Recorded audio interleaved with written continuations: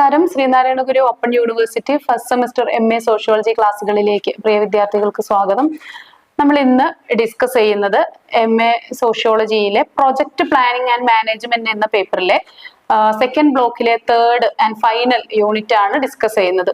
ഈ ഒരു യൂണിറ്റിൽ നമ്മൾ ചർച്ച ചെയ്യുന്നത് final steps in project planning എന്നാണ്. അതായത് നമ്മൾ ഒരു പ്രോജക്റ്റ് അതിന്റെ ഫൈനൽ സ്റ്റേജിലേക്ക് എത്തുകയാണ്. അപ്പൊ നമ്മൾ ആദ്യ യൂണിറ്റ് മുതലേ അതായത് ഫസ്റ്റ് ബ്ലോക്കിലെ ഫസ്റ്റ് യൂണിറ്റ് മുതലേ ഡിസ്കസ് ചെയ്യുന്നത് ഈ പ്രോജക്റ്റ് എങ്ങനെ നമുക്ക് നടത്താം, അല്ലെങ്കിൽ ഒരു പ്രോജക്റ്റ് കണ്ടക്ട് ചെയ്യുന്നതിന്റെ വിവിധ വശങ്ങളെ കുറിച്ചാണ് നമ്മളിങ്ങനെ ഡിസ്കസ് ചെയ്തുകൊണ്ട് വരുന്നത്. അപ്പൊ നമ്മൾ ഇതിന്റെ അവസാന സ്റ്റേജിലേക്ക് എത്തുന്നു.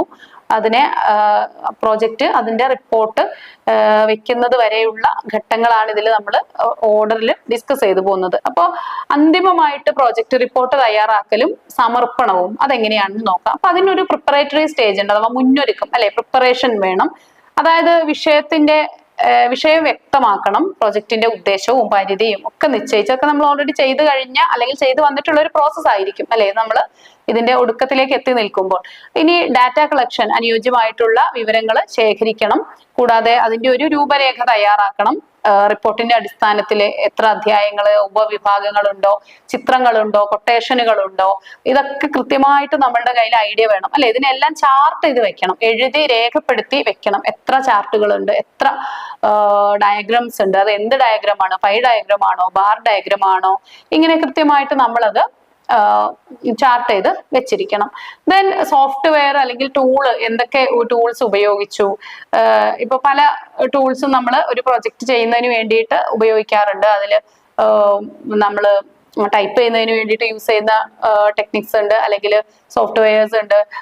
ഗൂഗിൾ ഡോക്ക് ഒക്കെ യൂസ് ചെയ്യാറുണ്ട്. അതുപോലെ ഇപ്പൊ ലാറ്റക്സ് പോലെയുള്ള അല്ലെങ്കിൽ MS വേർഡ് ഒക്കെ പോലെയുള്ള പല ടൂളുകളും നമ്മൾ അതിന് വേണ്ടിയിട്ട് യൂസ് ചെയ്യാറുണ്ട്. ഇനി സ്ട്രക്ചർ ഓഫ് ദ റിപ്പോർട്ടാണ്. റിപ്പോർട്ടിന്റെ ഘടന എങ്ങനെയായിരിക്കണമെന്ന് അതിനൊരു പ്രിലിമിനറി പേജ് ഉണ്ടായിരിക്കും, അല്ലെങ്കിൽ ഒരു നമ്മൾ ഫ്രണ്ട് പേജ് എന്നൊക്കെ പറയില്ലേ, അങ്ങനെ ഒരു ഫ്രണ്ട് പേജ് ഉണ്ടായിരിക്കും. അതിന് കൂടാതെ അതിന്റെയും മുമ്പ് ഒരു കവർ പേജ് ഉണ്ടായിരിക്കും അല്ലെ, ഒരു കവർ പേജ് അല്ലെങ്കിൽ ഒരു ആവരണം അതിനുണ്ടായിരിക്കും.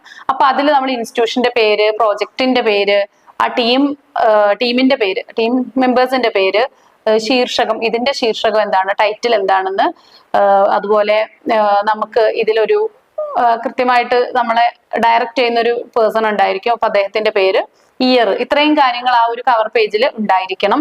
ഇനി ഇതിന്റെ ഒരു സർട്ടിഫിക്കറ്റ് പേജാണ് പിന്നീട് വരുന്നത്. ഒരു മാർഗനിർദ്ദേശകനായിട്ടുള്ള ഒരു പ്രധാന അധ്യാപകനായിരിക്കും. അപ്പൊ അദ്ദേഹത്തിന്റെ ഒരു സാക്ഷ്യപത്രം, കൂടാതെ ഒരു അക്നോളജ്മെന്റ്, നമുക്കിതിന് ഹെൽപ്പ് ചെയ്ത ആളുകളോടൊക്കെയുള്ള സുഹൃത്തുക്കളോടൊക്കെ നന്ദി രേഖപ്പെടുത്തുന്ന ഒരു പേജാണ് അക്നോളജ്മെന്റ് പേജ് എന്ന് പറയുന്നത്.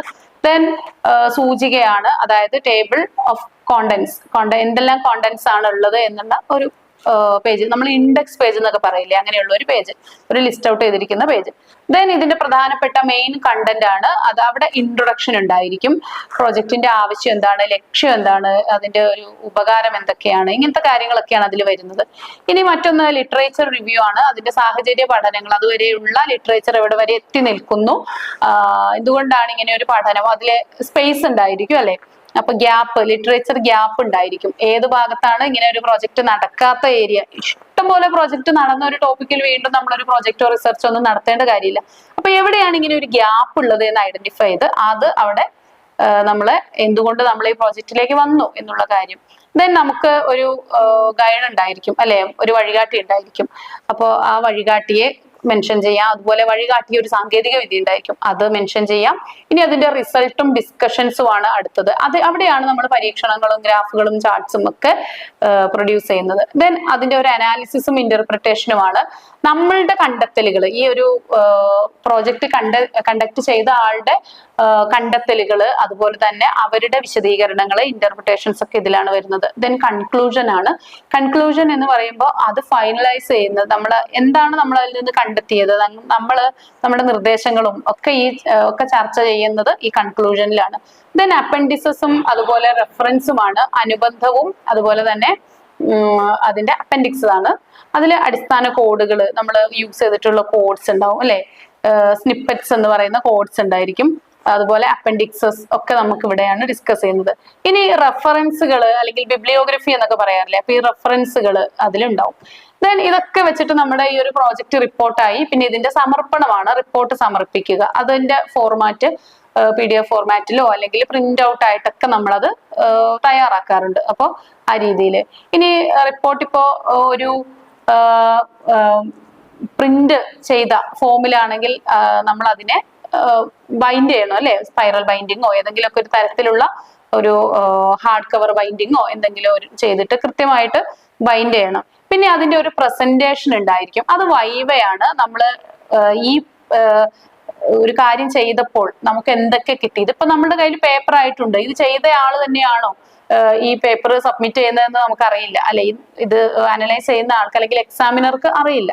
അപ്പോൾ കൃത്യമായിട്ട് ഇത് വൈവ പാർട്ട് കൂടി ഉണ്ടായിരിക്കും. ഈ വ്യക്തി ഈ പ്രൊജക്റ്റിനെ സംബന്ധിച്ച് എല്ലാ കാര്യങ്ങളും ചോദിക്കാം, ചോദിച്ചതിനൊക്കെ റിപ്ലൈ ചെയ്യണം.